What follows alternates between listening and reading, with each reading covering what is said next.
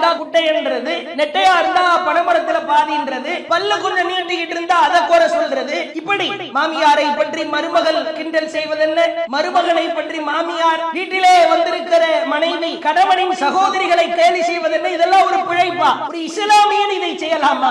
எத்தனையோ ஓனர் கடையில வேலை பார்க்கிற ஒருவரிடத்திலே குறை இருந்தால், தைரியம் இருந்தால், துணிச்சல் இருந்தால் மூஞ்சுக்கு நேரம் சொல்லணும். அவனை பற்றி இன்னொருத்தட்ட கழுவி ஊத்துறேன், ஒரு காசுக்கு ஆக மாட்டான். நம்ம கிட்ட இருக்க போய்தான் எதையும் முழப்பு ஓடுது. நன்மைகளை எல்லாம் அழித்து விடும். நீங்க கால் கொடுக்க தொழுக வேண்டும் என்கிற அவசியம் இல்லை, சொத்தை எல்லாம் தர்மம் செய்யணுங்கிற அவசியம் இல்லை.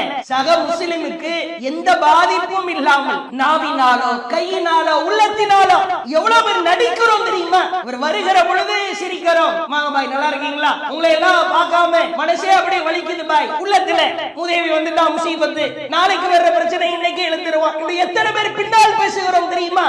தொழுகிற தொழுகை, நோக்கிற நோன்பு, கொடுக்கிற தர்மம், இதெல்லாம் பாழாய் போவதற்கு நம்முடைய மலிவாய் கருதப்படுகிற இந்த பாவங்கள் ஆபத்தாய் நிற்கிறது என்பதை நாம் உணர கடமைப்பட்டிருக்கிறோம். கண்ணியம் நிறைந்த எல்லாம் வல்ல ஏக இறைவனின் அடியார்கள, அல்லாஹுவின் மகத்தான கிருபையால் இறைவனால் வழங்கப்பட்டிருக்கிற ஆகச்சிறந்த பேரருட்கொடையாய் திகழ்கிற இஸ்லாமிய மார்க்கத்தில் முஸ்லிம்களாக நாம் எல்லாம் வாழ்ந்து கொண்டிருக்கிறோம். ஒரு முஸ்லிம் என்பவர் தன்னுடைய வாழ்க்கையை அங்குலம் அங்குலமாக அவர் சுய விசாரணை செய்து கொள்ள வேண்டும். அவ்வாறு சுய பரிசோதனை செய்கிற பொழுது அவருடைய வாழ்க்கையில் ஏராளமான மாற்றங்கள் ஏற்படும். இறைவனின் சன்னிதானத்திற்கு முன்னால் அவன் விசாரிக்கப்படுவதற்கு முன்பாக தன்னைத்தானே விசாரித்து கொண்டவர் வெற்றி பெறுவார் என்பது குறித்தான மிக முக்கியமான செய்திகளை நாம் அறிந்து கொண்டிருக்கிறோம். அல்லாஹுவின் தூதர் அவர்களிடம் நபித்தோழர்கள் கேட்டார்கள், அல்லாஹுவின் தூதரே, ஐயுன்னாசி அஃதல், மனிதர்களில் சிறந்தவர்கள் யார்? மனிதர்களில் ஆக கண்ணியத்திற்குரிய சிறந்தவர்கள் யார் என்று கேட்கப்பட்டது. அப்போ அல்லாஹுவின் தூதர் சொன்னார்கள், குல்லு மஹ்மூமில் கல்ப், தூய உள்ளம் கொண்டவரும், சுதூக்கில் லிசான், உண்மை பேசுபவரும் தான் மனிதர்களில் ஆகச் சிறந்தவர்கள். மஹ்மூமில் கல்ப், இது புதிய வார்த்தையாய் தெரிகிறது. நபித்தோழர்கள் கேட்கிறார்கள், காலோ சுதூக்குல் லிசான், உண்மை பேசுபவர்கள் என்றால் யார் என்று தெரியும். நஅரிஃபுஹு, அதை நாங்கள் அறிந்திருக்கிறோம். உண்மையை பேச வேண்டும், பொய் பேசக்கூடாது, வாழ்க்கையில் வாழுகிற பொழுது உண்மையான பழக்க வழக்கங்களை நாம் கடைபிடிக்க வேண்டும் என்பதை நாங்கள் அறிந்திருக்கிறோம். ஃபமா மஹ்மூமுல் கல்ப், மஹ்மூமுல் கல்ப் என்றால் என்ன? அப்ப அல்லாஹுவின் தூதர் சொன்னார்கள், ஹுவ, அப்படி என்றால் என்ன தெரியுமா? அத்தகியு அந்நகியு லா இஸ்ம ஃபீஹி வலா பகிய வலா கில்ல வலா ஹஸத. தூய உள்ளம் கொண்டவர் என்றால் யாருடைய உள்ளத்தில் பாவமோ, அநியாயம் செய்கிற காரியங்களோ, குரோதமோ, பொறாமையோ, இறைவன் தடுத்திருக்கிற பாவமான காரியங்கள் யாருடைய உள்ளத்தில் இல்லையோ அந்த உள்ளத்திற்குத்தான் மஹ்மூமுல் கல்பு என்று சொல்லப்படும். அல்லாஹுவின் தூதர் அந்த ஒரு வார்த்தைக்கு இவ்வளவு விரிவான விளக்கம் கொடுப்பதை பார்க்கிறோம்.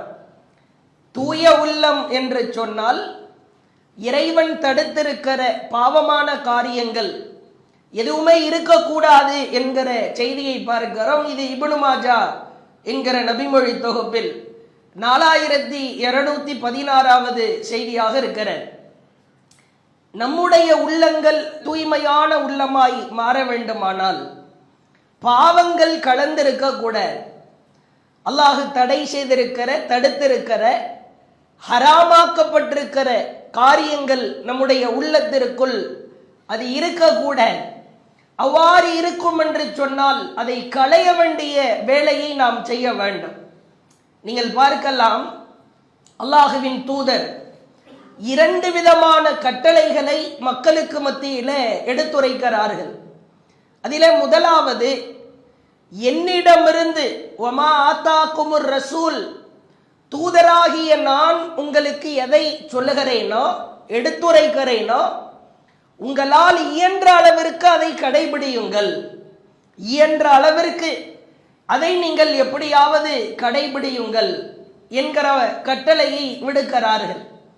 அதற்கு அடுத்த கட்டளையை சொன்னார்கள், ஒமா நஹாக்கும் அன்ஹு, தூதராகிய நான் என்னிடமிருந்து எவற்றை தடுத்திருக்கிறேனோ ஃபன்தஹு, அதை முற்றும் முழுவதுமாக விலகிவிடுங்கள்.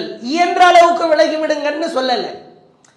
கட்டளையை ஏவுகிற பொழுது நன்மையாக இருந்தால் சில நேரங்கள்ல செய்ய முடியாம போகலாம்ப்பா, அது ஒன்றும் பிரச்சனை இல்லை, அது மனிதன் என்கிற அடிப்படையில் உனக்கு ஏற்படும் தான், அதனால் இயன்ற அளவிற்கு செய். தடை என்று வந்து விட்டால், ஹராம் என்று வந்து விட்டால், பாவம் என்று வந்து விட்டால் இயன்ற அளவிற்கு செய் என்று அல்லாஹுவின் தூதர் சொல்லவே இல்லை. அந்த இடத்தில் நிற்கவே கூட, அதை முற்றும் முழுவதுமாய் நீ விலகி நிற்க வேண்டும் என்று அல்லாஹுவின் தூதர் ஒரு ரத்தின சுருக்கமான ஹதீஸிலே கூட மிக அழுத்தமாய் ஆழமாய் நமக்கு பாடம் நடத்துகிறார்கள். நபிகளார் ஸல்லல்லாஹு அலைஹி வஸல்லம் அவர்கள் மிகப்பெரிய ஒரு பட்டதாரி கிடையாது. அனைத்தையும் உலகம் சார்ந்த அனைத்து விஷயங்களையும் கரைத்து குடித்திருக்கிற ஒரு பட்டதாரிகள் அளவிற்கு அவர்கள் இல்லை. அவர்களின் அறிமுகத்தை அல்லாஹ் சொல்லுகிற பொழுது உம்மி நபி என்கிறார். இவர்கள் அனுப்பப்பட்ட சமுதாயம் குறித்து அல்லாஹ் பேசுகிற பொழுது, இவர் எந்த காலத்திற்கு அனுப்பப்பட்டார்?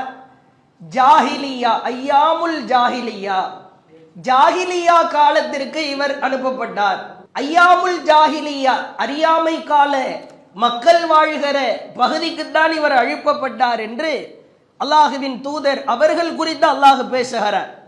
நீங்கள் சமகாலத்திலே பார்க்கலாம், மலிவாக்கப்படுகிற எத்தனையோ ஆபத்தான பாவங்கள் மனிதர்களுக்கு மத்தியில நிலவுவதை பார்க்கிறோம். இதுவெல்லாம் ஒரு பாவமா? இதையெல்லாம் செய்தால் நமக்கு தண்டனை கிடைக்குமா என்று சில பாவங்கள் ரொம்ப மலிவாக்கப்படுகிற அளவிற்கு மக்களுக்கு மத்தியிலே நிலவுவதை பார்க்கிறோம்.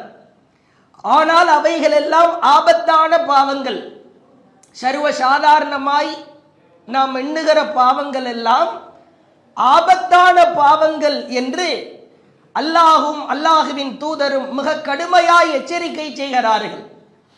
உதாரணத்திற்கு சொல்வதாக இருந்தால், இந்த சமகாலத்தில் நம்மை நாமே சுய விசாரணை செய்து கொள்வதில் மக்கள் எவற்றையெல்லாம் மலிவாய் நினைக்கிறார்களோ, மலிவான காரியமாய் எண்ணுகிறார்களோ, அவைகள் மிகுந்த எச்சரிக்கை மிகுந்த பாவங்களாய், எச்சரிக்கை செய்யப்பட்ட பாவங்களாய் நாம் அதை உள்ளத்திலே பதிய வைக்க வேண்டும். நீங்கள் பார்க்கலாம், கேலி கிண்டல் சர்வ சாதாரணமாய் இஸ்லாம் குறித்து, இஸ்லாமியர்கள் குறித்து கேலி செய்கிற சூழலை எல்லாம் பார்க்கிறோம்.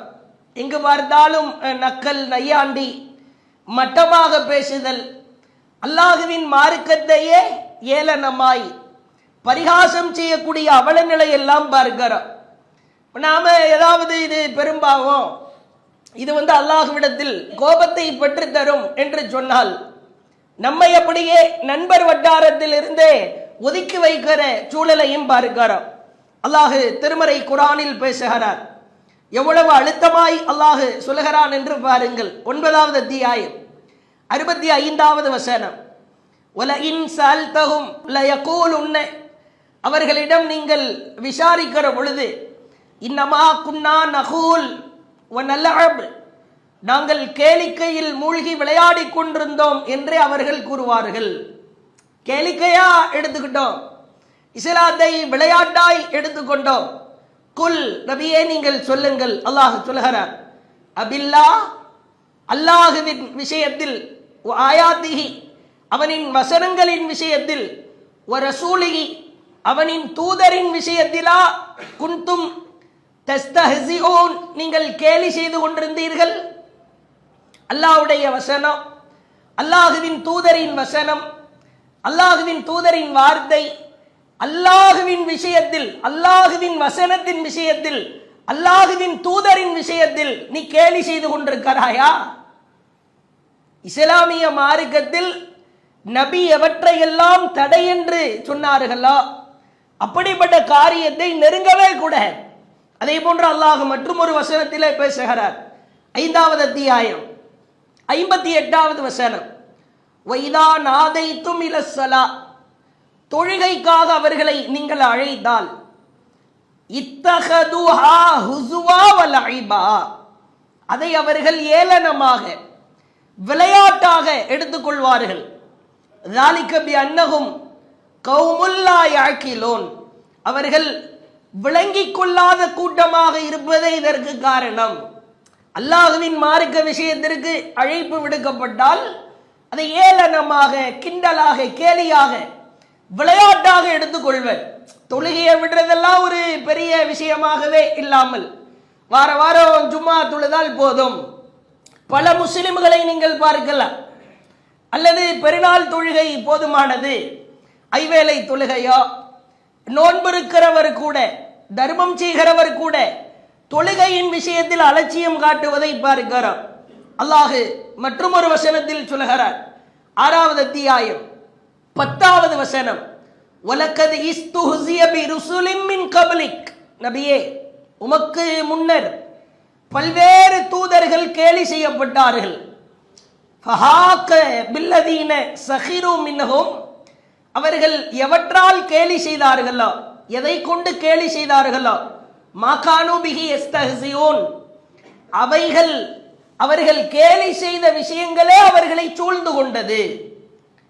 நீ இஸ்லாத்தையோ, இஸ்லாத்தின் சட்டங்களையோ, அல்லாஹ் மற்றும் அல்லாஹுவின் தூதர் இட்ட கட்டளைகளையோ பரிகாசம் செய்தால், கேலி செய்தால், எவற்றை வைத்து கேலி செய்கிறாயோ, பரிகாசம் செய்கிறாயோ, அதை வைத்தே உம்மை நாம் சூழ்ந்து விடுவோம் என்று அல்லாஹ் திருக்குரானில் எச்சரிக்கை செய்வதை பார்க்கிறோம். மற்றும் ஒரு வசனத்தில் அல்லாஹ் பேசுகிறார். 15வது அத்தியாயம் 95வது வசனம், இன்னா கஃபைனாக்கல் முஸ்தஹ்ஸீன் இஸ்லாத்தை, மார்க்க விஷயத்தை கேலி செய்வோர் விஷயத்தில் உமக்கு நாமே போதுமானவர்கள், பயப்படாத. யார் கேலி செய்தாலும் கிண்டல் செய்தாலும் நீ அதை கண்டு பயப்பட வேண்டிய அவசியம் இல்லை, நான் பார்த்துக் கொள்கிறேன், நான் உனக்கு போதுமானவன் என்று அல்லாஹ் திருக்குரானில் சொல்வதை பார்க்கிறோம். நீங்கள் சமகாலத்தை பாருங்கள். சர்வ சாதாரணமாக புறம் பேசுதல், பொய் பேசுதல், ஒருவனை நக்கல் செய்வது. ஒருத்தர் தாடி வளர்த்துட்டா போதும், என்ன பாய் லவ் ஃபெயிலியரா, காதல் தோல்வியா, அல்லது தரையிலே கீழே படாமல் ஒருவர் ஆடை அணிந்து விட்டால் போதும், இந்த சாம்பாரு தயிர் சாதம் வராம பாரு, அல்லது ஒருவர் சஜிதாவிலோ அல்லது கையேந்தி அதிகமா துவா செய்து விட்டால் போதும், பாரு முதவி செஞ்ச பாவத்துக்கெல்லாம் இவ்வளவு நேரம் அல்லாஹ் கிட்ட அழுதுகிட்டு இருக்கிறான், இவர் என்னமோ சூஃபி மாதிரி. இப்படி மார்க்க விஷயத்தில் எதை எடுத்துக்கொண்டாலும் தவாப் செய்து கொண்டிருப்பார்கள். ஒரு 2 நண்பர்கள் உம்ரா போயிருப்பாங்க, தவாப் செய்து கொண்டிருப்பார்கள். பல நபர்களிடத்தில் இந்த குறையை பார்க்கிறோம். கேட்பாரு, என்ன பாய் உங்க ஃப்ரெண்ட் அப்துல்லா வரலையா? அப்துல்லா ஒரு பணக்காரரா இருப்பார், உம்ரா செய்ததற்கு தகுதி உடையவரா இருப்பார். அவன் எங்க தவாப் செய்து கொண்டிருக்கிற பொழுது அவன் அவனுக்கு வியாபாரம் பார்க்கறதுக்கே நேரம் சரியா இருக்கும், உம்ராவுக்கு கூப்பிட்ட வரமாட்டேன்ட்டான். எதுக்கு இந்த பணத்தை சம்பாதிச்சு என்ன பண்ண போறான் அவன்? எங்க தவாப் செய்து கொண்டிருக்கிற பொழுது எல்லா தவாஃபும் அப்துல்லாவுக்கு தான் போகும், இவனுக்கு வர. நீ யாரை பற்றி கேலி கிண்டல் செய்து கொண்டிருக்கிறாயோ அல்லது புறமாய் பொய்யாய், இது ஒரு அலட்சியமாய் கருதப்படுகிற ஆபத்தான பாவம் என்று உணராமல் அலட்சியமாய் கருதி கொண்டிருக்கிற அவல நிலையை பார்க்கிறோம். குறிப்பாக பெண்கள், நான் புறம் பேச மாட்டேன், அடுத்தவனை பற்றி பேச மாட்டேன் என்று முடிவெடுத்தால் அஸ்ஸலாமு அலைக்கும் அப்படின்னு சொன்னதுக்கு பிறகு கையிலேயே ஒவ்வொருத்தரும் ஒரு டேப் ஒண்ணு வச்சுக்கணும். வலைக்கும் அஸ்ஸலாம்னு பதில் சொன்னதுக்கு பிறகு வாயை மூடிடணும். அதுதான் இன்றைக்கு நிலைமை. யாராக இருந்தாலும் நபர் சபையில போய் அமருகிறோம், வேறு என்ன பேச வேண்டி இருக்கிறது? மகனை பற்றி கேட்கிறோம், மனைவியை பற்றி கேட்கிறோம், அத்தா எப்படி இருக்கான்னு கேட்கிறோம். அவர் எங்க சொன்னா கேட்க மாட்டாரு, வயசான காலத்துல சும்மா கிடக்கிறாரா? ஆமாங்க, அந்த வயசாயிட்டாலே அப்படித்தான், மூளை வேலை செய்ய. இப்படி ஒவ்வொன்றாக ஒரு குடும்பத்தை பற்றி நலம் விசாரிப்பதாக இருந்தாலும் கூட புறம் பேச மாட்டேன், அடுத்தவனை பற்றி பேச மாட்டேன் என்று முடிவெடுத்தால் சலாத்திற்கு பிறகு வாயே திறக்க கூட நிலவரம் அப்படித்தான். இது எவ்வளவு ஒரு மோசமான பாவம் தெரியுமா? நம்மை நாமே சுய விசாரணை செய்து கொள்வதில் இது முதன்மையானது. அல்லாஹ்வின் தூதர் அவர்களின் மிக அழகிய குணம் குறித்து ஒற்றை செய்தியிலே நாம் பார்க்கலாம். கூர்ந்து கவனிக்க வேண்டும். சர்வசாதாரணமாய் நாம் பேசுகிறோம், ஒரு ஆளை பற்றி, ஒரு நபரை பற்றி கேலி செய்கிறோம், கிண்டல் செய்கிறோம், அல்லது அவர் குறித்து புறமாய் பேசுகிறோம். அது குறித்து அல்லாஹ்வின் தூதர் அவர்கள் ஒற்றை செய்தியிலே சொல்கிறார்கள். பாருங்கள், நபிகளாரின் மனைவி ஹப்ஸா ரலியல்லாஹு அவர்கள், இது அபூதாவுது என்கிற நபிமொழி தொகுப்புல 4875வது செய்தியாக இருக்கிறது. அல்லாஹுவின் தூதர் அவர்களின் மனைவியார் ஹப்ஸா ரலியல்லாஹு அவர்கள், அதே போன்று அல்லாஹுவின் தூதர் ஆயிஷா ரலியல்லாஹு அவங்க 3 பேர் அமர்ந்திருக்கிறாங்க. இப்ப உள்ள அமர்ந்திருக்கிற பொழுது சஃபியா ரலியல்லாஹு அவங்க உள்ள வர்றாங்க. ரசூல்லா, ஆயிஷா ரலியல்லாஹு அவங்க, ஹப்ஸா ரலியல்லாஹு அவங்க அமர்ந்திருக்கிறாங்க. இப்ப சஃபியா ரலியல்லாஹு அவங்க உள்ள வர்றாங்க. ஹப்ஸா ரலியல்லாஹு அவங்க, சஃபியா ரலியல்லாஹு அவர்கள் இருவரும் அழகாய் இருப்பார்கள், இருந்தாலும் கொஞ்சம் உயரத்திலே கொஞ்சம் குள்ளமாய் இருப்பார்கள். சஃபியா ரலியல்லாஹு அவங்களும் ஹப்ஸா ரலியல்லாஹு அவங்களும் இப்ப உள்ளே வந்ததற்கு பிறகு 2 பேரும் ஆல்ரெடி உட்கார்ந்து இருக்கிறாங்க. சஃபியா ரலியல்லாஹு அவங்க உள்ள வர்றாங்க. இப்ப குல்துல் நபி ஸல்லல்லாஹு அலைஹி வஸல்லம், நபி ஸல்லல்லாஹு அலைஹி வஸல்லம் அவரிடத்திலே நான் சொன்னேன், ஹஸ்புக் மின் சஃபியா, சஃபியா அழகுதான், கதாவ கதா தனி கசீரா, ஆனால் கொஞ்சம் குட்டையான பெண், குட்டச்சி அப்படின்றாங்க. இந்த குட்டையான பெண் என்கிற வார்த்தையை கொஞ்சம் அப்படி இப்படி அதை கொஞ்சம் மாடுலேஷன் பண்ணி சொல்றாங்க. சஃபியா அழகுதான், ஆனா கொஞ்சம் குள்ளம். நபிகளாரின் முகம் அப்படியே மாறுகிறது. அல்லாஹுவின் தூதருடைய முகம் அப்படியே மாறிவிட்டு ஆயிஷாவை பார்த்து சொன்னார்கள் ரலியல்லாஹு அன்ஹா, நினைத்து கூட பார்க்க முடியாது நபிகளார் சொன்ன இந்த வார்த்தை எவ்வளவு அலாதி பெரியது என்று பாருங்கள்.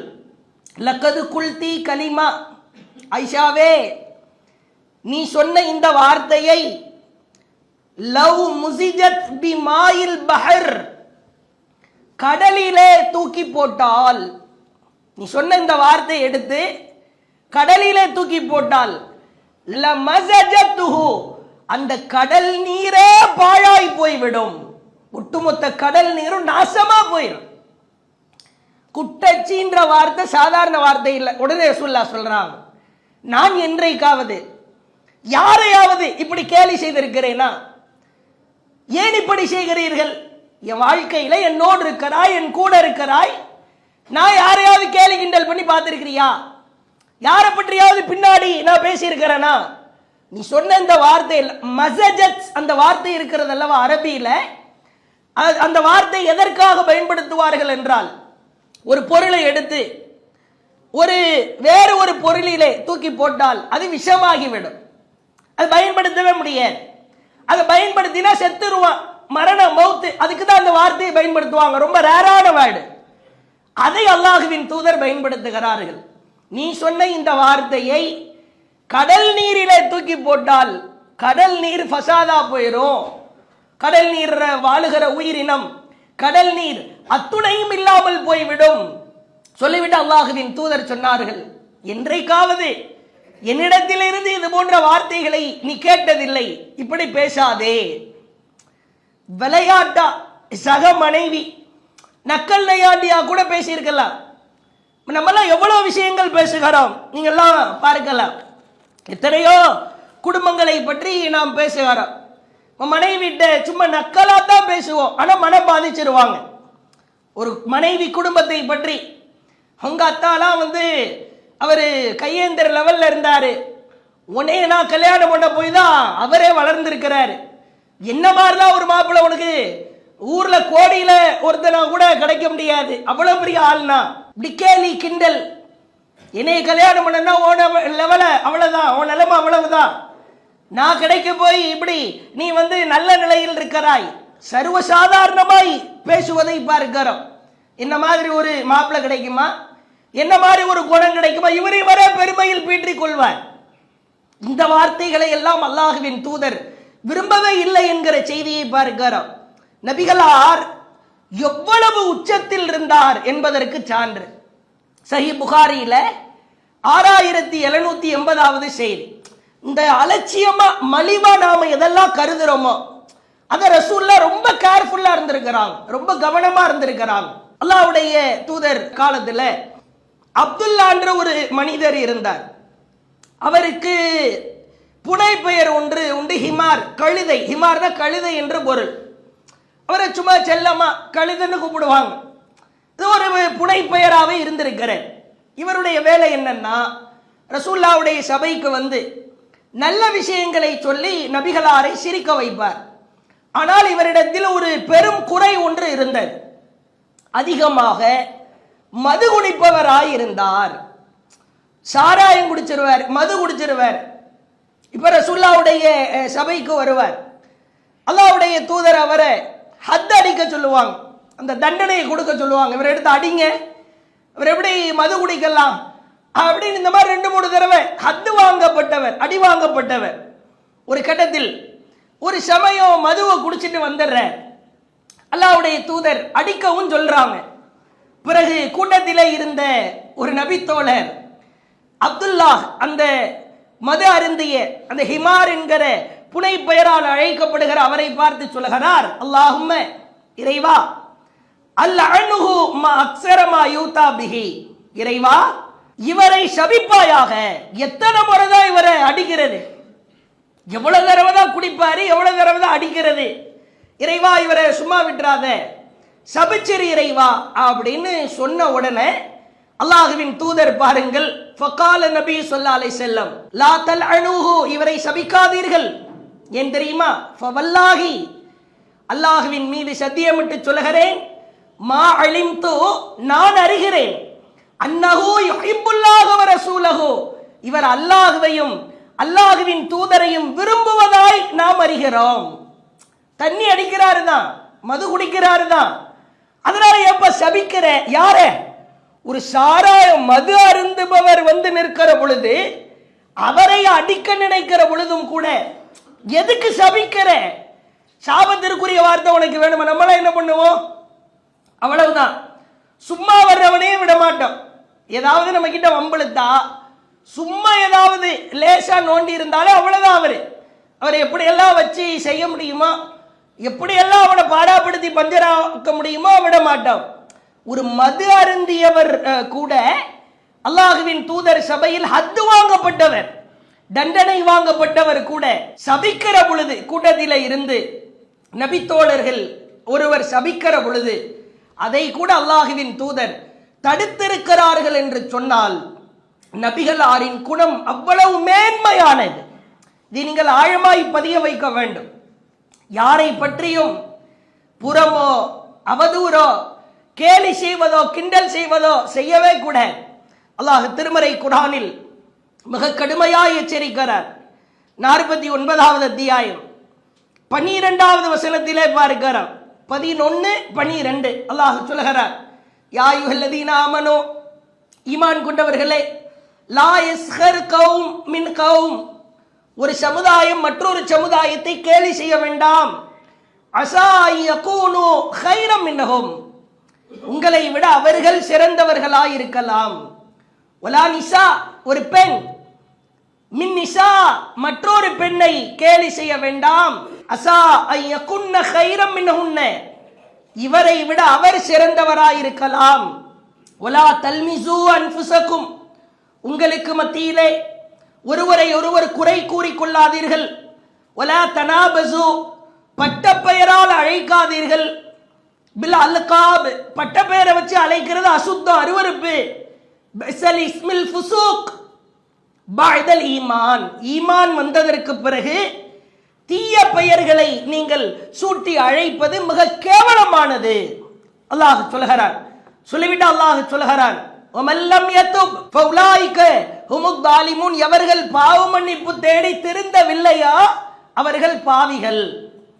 குட்டையா இருந்தா குட்டை குட்டை என்றது, நெட்டையா இருந்தா பனைமரத்தில் பாதின்றது, வெள்ளையா இருந்தா அதுக்கு ஏதாவது பேர் சூட்டுவது, பல்லு கொஞ்சம் நீட்டிக்கிட்டு இருந்தா அதை குறை சொல்றது. இப்படி மாமியாரை பற்றி மருமகள் கிண்டல் செய்வதென்ன, மருமகனை பற்றி மாமியார், வீட்டிலே வந்திருக்கிற மனைவி கணவனின் சகோதரிகளை கேலி செய்வதென்ன, இதெல்லாம் ஒரு பிழைப்பா? ஒரு இஸ்லாமியன் இதை செய்யலாமா? ஒரு மார்க்கம் தெரியாத யாரேனும் செய்யலாம்? எத்தனையோ ஓனர், உரிமையாளர், கடை உரிமையாளர், கடையில வேலை பார்க்கிற ஒருவரிடத்திலே குறை இருந்தால், தைரியம் இருந்தா, துணிச்சல் இருந்தா மூஞ்சுக்கு நேரம் சொல்லணும். அவனை பற்றி இன்னொருத்தட்ட கழுவி ஊத்துறேன். இவன் கிறுக்க, ஒரு காசுக்கு ஆக மாட்டான், கிறுக்கன்லேயே கொஞ்சம் தெளிவான கிறுக்க, நம்ம கிட்ட இருக்க போய்தான் எதை இவன் பொழப்பு ஓடுது. இதுவெல்லாம் நமக்கு நம் நன்மைகளை எல்லாம் அழித்து விடும். உங்களுக்கு யார் மீதாவது குறை இருக்கிறதா, அவர்கள் சம்பந்தப்பட்ட விஷயத்தில் ஏதேனும் ஒரு பாதிப்பு இருந்தால் நேரடியாக போய் சொல்ல வேண்டும். அழகான ஒரு சம்பவத்தை பார்க்கலாம். அல்லாஹுவின் தூதர் அவர்களுக்கு அல்லாஹ் அறிவித்து கொடுக்கிற மிக அழகான சம்பவத்தை பார்க்கலாம். முஸ்னத் அஹ்மதுல 12236வது செய்தியாக பதிவு செய்யப்பட்டிருக்கிறது. நபிகளார் ஒரு சபையில் அமர்ந்திருக்கிறார்கள், அதே போன்று நபி தோழர்களும் அமர்ந்திருக்கிறார்கள். அப்ப ஒரு வழி பாதை ஒன்று இருக்கிறது. அல்லாஹ்வுடைய தூதர் சொல்றாங்க, அல்லாஹ் வஹியால் அறிவித்து கொடுத்த பாடம். அல்லாஹ்வுடைய தூதர் சொல்றாங்க, இப்பொழுது ஒருவர் வருவார், சொர்க்கவாசியில ஒருத்தரை பார்க்கிறதா இருந்தா அவரை பார்த்துக்கோங்க. எல்லாருடைய போக்கஸும் திரும்பிடுது, கேமரா முழுசா ஃபுல்லா அந்த ரூட் பாதைக்கு திரும்பி விடுகிறது. எதிர்பார்த்து காத்து கொண்டிருக்கிறார்கள். வருகிறார். எப்படி வர்றாரு? ஒளி செய்தவாறு, தாடியிலிருந்து தண்ணீர் சொட்டியவாறு, செருப்ப கையில் எடுத்துட்டு வர்றார். எப்படி வருவாருன்னு பாருங்க. செருப்ப காலில் போட்டு வராம செருப்பை கையில் எடுத்தவாறு தாடியில தண்ணீர் சொட்டியவாறு வருகிறார். முதல் நாள் முடியுது. ரெண்டாவது நாள் ஒரு மசூரா நடக்குது. அதே மாதிரி அல்லாஹ்வுடைய தூதர் சொல்றாங்க, சொர்க்கவாசியில ஒருத்தரை பார்க்கிறதா இருந்தா யத்துலு அலைக்குமுல் ஆன் ரஜுலும் மின் அஹ்லில் ஜன்னா, சொர்க்கவாசிகளில் ஒருவர் இப்பொழுது வருவார், பார்ப்பதாக இருந்தால் அவரை பார்த்து கொள்ளுங்கள் அப்படின்றாங்க. ரெண்டாவது நாள் அதே மாதிரி தாடியில தண்ணீர் சொட்டியவாறு செருப்புகளை போட்டவாறு வருகிறார்.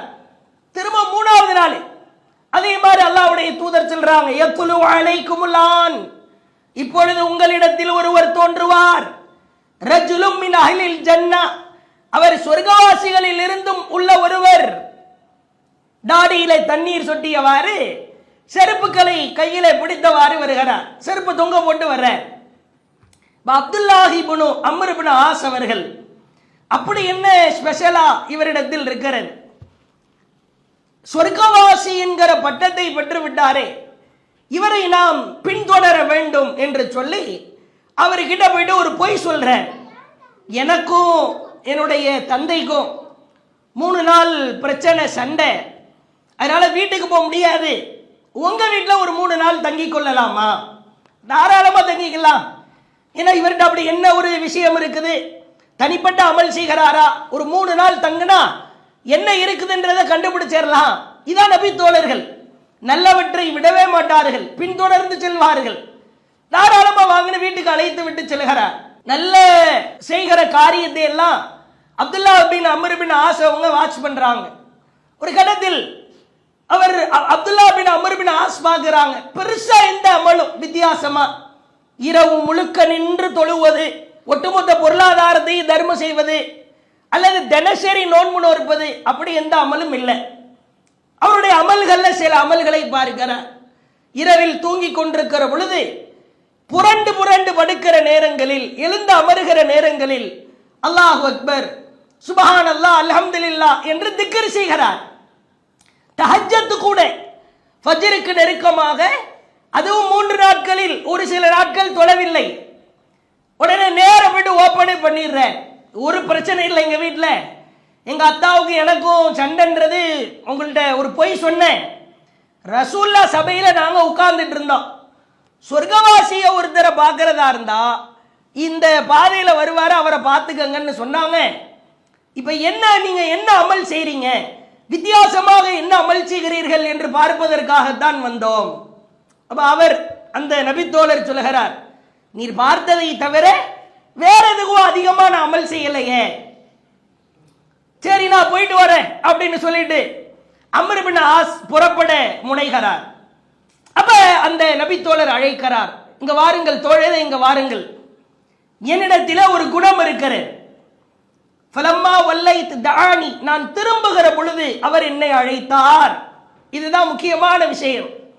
மா ஹுவ இல்லா மா ரஅய்த், என்னிடத்திலே ஒரு குணம் உண்டு. கைர அன்னி லா அஜிது ஃபி நஃப்ஸி லி அஹதி மினல் முஸ்லிமீன கிஷா, எந்த ஒரு முஸ்லிமுக்கும் என்னுடைய நாவாலோ, என்னுடைய உள்ளத்தாலோ, என் உடலாலோ நான் மோசடி செய்ய மாட்டேன்.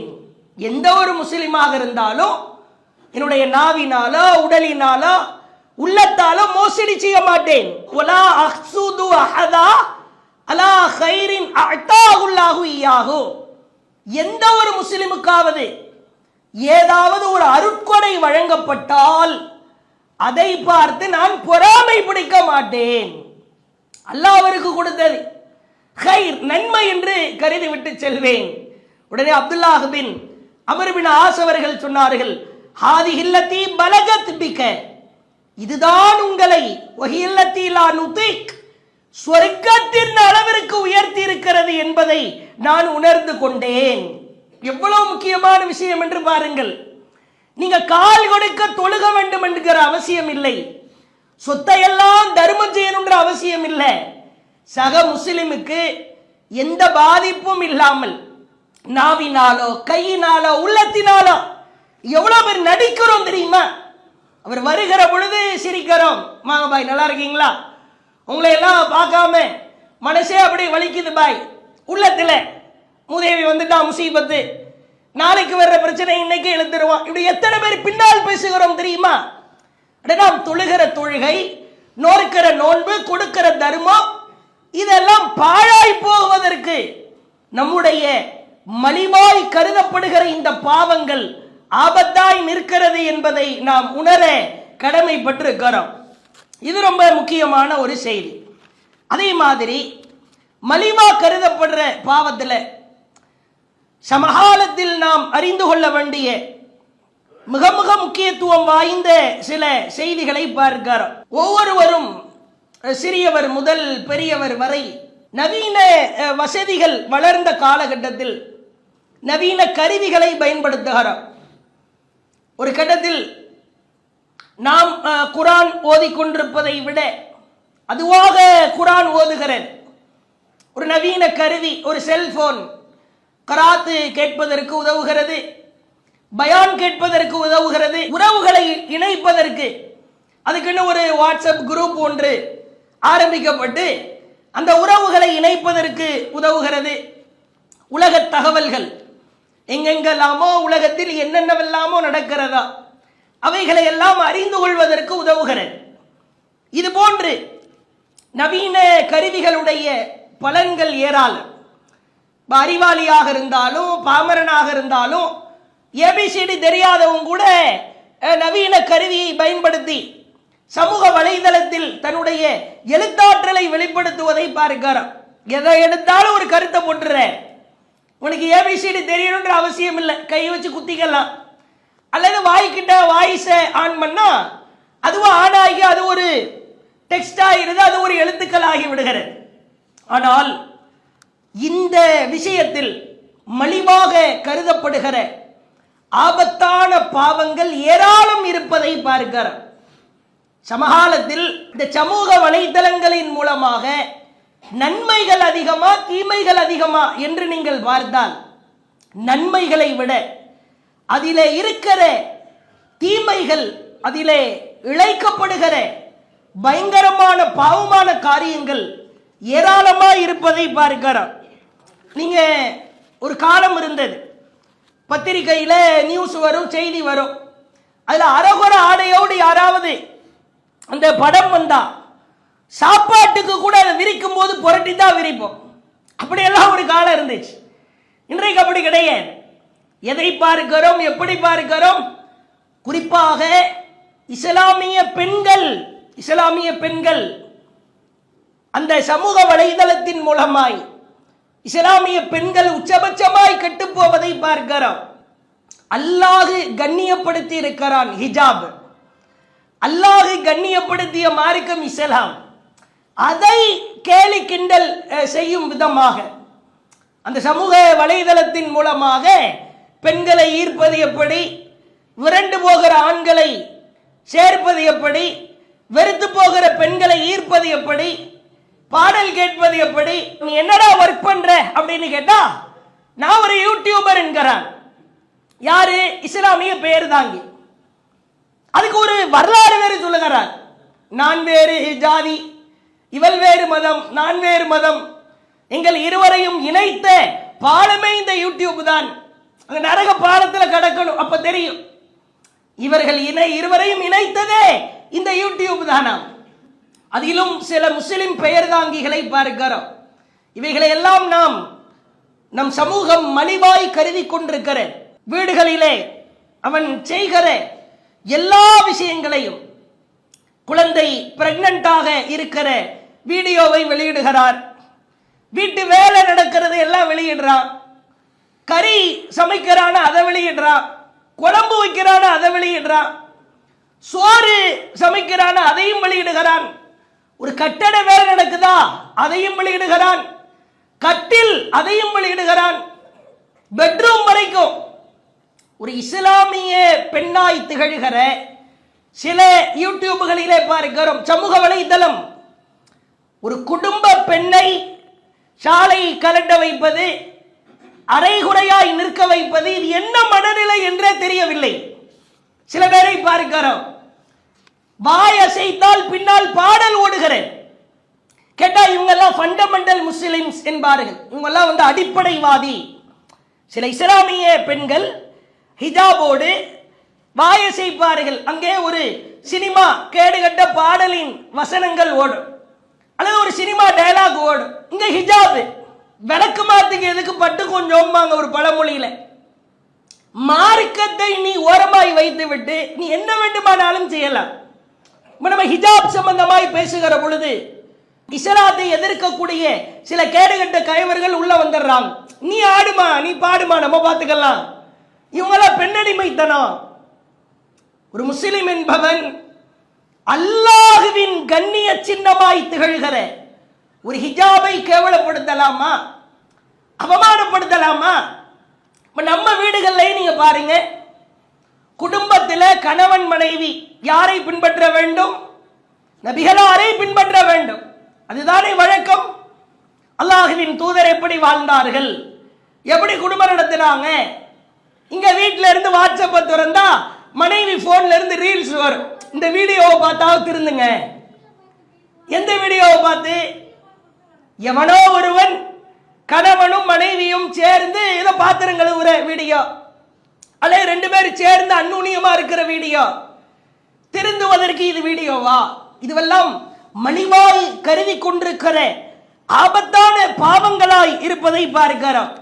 அதே போன்று நீங்கள் பார்க்கலாம், எத்தனையோ பேர் முகநூல்களின் மூலமாய் தங்களின் முகவரியையே, தங்களுடைய மானத்தையே இழந்து விடுகிற அவல நிலை. அல்லாஹ் திருக்குர்ஆனில் நபிமார்களின் மனைவியரை பார்த்து பேசுகிறார். லஸ்துன்னக அஹதிம் மினன் நிசா, நீங்கள் மற்ற பெண்களை போன்றவர் அல்ல. யாரை பார்த்து? நபிமார்களின் மனைவியரை பார்த்து பேசுகிறார். கஹதி மினன் நிசா, நீங்கள் மற்ற பெண்களை போன்று கிடையாது. இனித்தகை துண்ண ஃபலா தஹ்தஅன பில் கவுல் ஃபயத்மஅ அல்லதி ஃபீ கல்பிஹி மரது வ குல்ன கௌலம் மஅரூஃபா. எவனாவது உங்களிடத்திலே ஏதாவது பேச வந்தால் குழைந்து பேசாதீர்கள், வளைந்து கொடுக்காதீர்கள். நபிமார்களின் மனைவியர் மறு திருமணம் செய்ய இயல. அவர்கள் யாரிடத்தில் பேசுவதாக இருந்தாலும் திரைக்கு அப்பால் தான் பேச வேண்டும். அவர்களை பார்த்தே அல்லாஹ் சொல்கிறான், நீங்க சாதாரண பெண்ணு மாதிரி கிடையாது, குழைஞ்சு பேசக்கூடாது, வளைஞ்சு பேசக்கூடாது. திரைக்கு அப்பால் இருந்து பேசுபவர்களுக்கு அல்லாஹ் மற்றும் ஒரு இடத்திலே சொல்லுகிற பொழுது 2 மடங்கு வேதனை என்கிறார். ஆனால் சமகாலத்தில் இந்த மலிவாக்கப்படுகிற சமூக வலைத்தளங்கள் என்பது படுமோசமாய் போய்கொண்டிருப்பதை பார்க்கிறோம். அதில் பள்ளியில படிக்கிறவங்க, கல்லூரியில படிக்கிறவங்க, இவர்களெல்லாம் சேர்ந்து அதற்கென்று ஒரு குரூப்பை ஆரம்பித்து லைவாக இதெல்லாம் சொன்னா சில பேர், நீங்க என்ன இவ்வளவு கடுமையா இஸ்லாத்தை கடைபிடிக்கணுமா? ஆமாம், உதுகுலு ஃபிஸ்ஸில்மி காஃபா, இஸ்லாத்துக்கு வந்தா முழுசா வந்துரு. தலையை நுழைய வச்சுட்டு உடம்ப வெளியே நீட்டுறது, இந்த பேச்சுக்கே இடம் இல்லை. சில பேரை பார்க்கிறோம், சுப்ஹானல்லாஹ், இஸ்லாமிய பெண்கள் ஹிஜாப் அணிந்து முகத்தை மட்டும் அந்த இடத்துல மட்டும் ஒரு ஸ்மைலி வைத்துக் கொள்வேன். லைக், உனக்கு எத்தனை லைக்கு, உனக்கு எத்தனை ஷேர். சில பேர் லைக் பிச்சை எடுப்பதை பார்க்கிறோம். எனக்கெல்லாம் நீங்க லைக் போடுவீங்களா? எனக்கெல்லாம், என் டான்ஸுக்கெல்லாம், உனக்கு மட்டும் எப்படி 5000 பேர் லைக்கு? அப்படித்தான். கொஞ்சம் நீ முகத்தெல்லாம் கொஞ்சம் திறந்து காட்டணும். அட, என்னுடைய ஆடை எப்படி இருக்கிறது, என் முகம் எப்படி இருக்கிறது என்று வெளிப்படையாய் ஒரு பெண் வாய் திறந்து கேட்கிறாள் என்று சொன்னால், இதைவிட ஒரு மோசமான இது என்ன மனநிலை என்றே புரிந்து கொள்ள முடியவில்லை. அல்லாஹ் காப்பாற்ற வேண்டும். வெளியே நடக்கிற பொழுது ரோட்டிலே குனிந்த தலை நிமிராமல் சில பேர் மார்க்கோ அனுமதிக்காத முகத்தை எல்லாம் மூடிட்டு போவதை பார்க்கிறோம். ஆனால் வீட்டிலே மறைவாக இருக்கிற பொழுது சமூக வலைதளத்திலே ஆடுவதென்ன, பாடுவதென்ன? அல்லாஹ்வின் தூதர் சொன்னார்கள், இசை, இது போன்ற அந்த கலாச்சாரங்கள் குறித்து அல்லாஹ்வின் தூதர் சொன்னார்கள், யாருடைய உள்ளம், யாருடைய வயிறு கவிதையால் நிரம்பி இருப்பதை விட, ஒரு காயம் ஏற்பட்டால் அந்த காயத்திலே தண்ணீர் பட்டு சீலும் சலமும் வடியும் தானே, அந்த சீலையும் சலத்தையும் உன் உள்ளத்திலே நிரப்பிக் கொள்வது சிறந்தது. ஒரு டம்ளர் சீல் கொடு அப்படின்னு குடிப்பியா? ஒரு பாட்டில்ல சலத்தை கொடுங்க, குடிக்கிறேன். இருக்குதா உங்கள்ட்ட சலம் இருக்குதா? நீ உன் உள்ளத்தை கவிதையால், பாடலால், இசையால் நிரப்புவதை விட சீல் சலத்தை கொண்டு நிரப்புவது மேலானது. இதற்கெல்லாம் தீர்வு என்ன தெரியுமா? இறைவன் எப்படி வாழச் சொல்கிறானோ அந்த வாழ்கிற முறையில் இறை வார்த்தையை, இறை தூதரின் வார்த்தையை உள்ளத்தில் ஆழமாய் பதிய வைக்க வேண்டும். ஒரு அழகான சம்பவத்தோடு இன்றைய உரையை நிறைவு செய்கிறோம். அல்லாஹ்வின் தூதர் அவர்கள் காலத்தில் ஒரு இளைஞர் தன்னுடைய ஆசைகளை எல்லாம் தூக்கி வீசுகிறார். மர்சத் ரலியல்லாஹு அவர்கள், மர்சத், இவர் மக்காவில் இருந்து இஸ்லாத்தை ஏற்றுக்கொண்டு மதீனாவிற்கு வருகிறார். மக்காவில் இருக்கிற பொழுது இவருக்கு அனாக் என்கிற ஒரு காதலி உண்டு, லவ்வர். மக்காவில் இருக்கிற பொழுது அனாக் அப்படின்ற ஒரு பெண்ணை அதிகமா விரும்புறாங்க. மதீனாவிற்கு வந்து விட்டார். ரசூல்லா ஒரு வேலை விஷயமா திரும்ப மக்காவுக்கு அனுப்புறாங்க. மக்காவில் சில முஸ்லிம் கைதிகள் பிடிபட்டிருக்கிறார்கள், அவங்கள போய் மீட்டு கொண்டு வாங்க, சங்கிலிகளால பிடிபட்டிருக்கிறாங்க. நேரம் மறுசது வர்றாங்க, அந்த கைதியை பார்க்கிறாங்க, சங்கிலியால பிணைக்கப்பட்டிருக்கிறது. அந்த கைதி அப்படியே எடுத்து அவரை கொண்டு போலான்னு நினைக்கிற பொழுது எந்த மூதேவியை பார்க்க கூடாது நினைச்சாரோ அது முன்னாடி வந்துருச்சு. அல்லாஹ் சோதிக்கிறான். அனாக்கு வந்து விட்டான். கேட்கிறாள், மர்சத், மர்சது தானே? அவர் கேட்கிறார், ஆமாம் மர்சது தான். உடனே அந்த அனாக்கு சொல்கிறார், மர்ஹபா, வரவு நல்வரவாகட்டும், ரொம்ப அழகாய் நீ வந்திருக்கிறாய். அடுத்து சொல்லுகிறார் லஹு மர்சதிடத்தில் சொல்லுகிறார், லைலா, இன்று இரவு மட்டும் என்னிடத்திலே தங்கிவிட்டு போயேன். வஹலன் ஹலும், ரொம்ப சந்தோஷமா இருக்குது நீ வந்தது. ஃபபித் இந்தனல் லைலா, இரவு மட்டும் தங்கிட்டு போயிரு. அவர் சொல்லுகிறார், எப்படிப்பட்ட உள்ளத்திலே பதிய வைக்கப்பட்ட இஸ்லாமிய மார்க்கத்தை நேசிக்கிறார் என்று பாருங்கள். அவர் சொன்ன வார்த்தை, அனாக், அனாக்கே, ஹர்ரமல்லாஹு ஸினா, விபச்சாரத்தை அல்லாஹ் ஹராமாக்கி விட்டான். எங்க கூப்பிடுற? லவர் தான், காதலித்தாய், திடீர்னு போயிட்ட, பார்த்த உடனே உன் மேல ஆசை பொங்குது. அப்படியே கொஞ்ச நாளில், சிறிது நாளில் ஏற்பட்ட மாற்றத்தை பாருங்கள். உடனே எதிரிதான அனாக்கு சும்மா இல்லாம, கூடாரவாசிகளை எல்லாரும் வாங்க, உங்க கைதியை திருடிட்டு போறதுக்கு ஒரு ஆள் வந்திருக்கிறான்னு கத்த ஆரம்பித்து விட்டான். அங்க இருக்கிற எதிரிகள் எல்லாம் வந்து இவரை ஓட ஓட துரத்துகிறார்கள். ஒரு கட்டத்தில் ரசூலுல்லாஹ் சொன்ன வேலையை முடிக்கணும். அந்த கைதியை, அந்த முஸ்லிம் கைதியை தன் தோளிலே சுமந்தவாறு ஓடுகிறார். வெயிட்டு தாங்க முடியல, கைதி கையில சங்கிலி. உடனே ஒரு ஓரமாய் ஒரு குகைக்கு கீழே ஒளிந்து கொள்கிறார். மரிசத் அவங்க சொல்றாங்க, நானும் அந்த கைதியும் மெதுவாய் ஒளிந்து கொண்டிருந்தோம். எதிரிகள் வந்தார்கள், தேடி தேடி பார்த்தார்கள், நாங்கள் கீழே தான் இருந்தோம். உடனே எதிரியில ஒரு எதிரி என்ன பண்ணா, அவன் சிறுநீர் கழிக்க ஆரம்பித்தான். இவ்வளவு விளக்கிறாரு பாருங்க. அவன் கழித்த சிறுநீரின் சாரல் என் மீது தெளித்தது. நாங்க கீழே உட்கார்ந்துட்டு இருந்தோம், அவ்வளவு நெருக்கமாக இருந்தோம். அவன் போய்விட்டான்.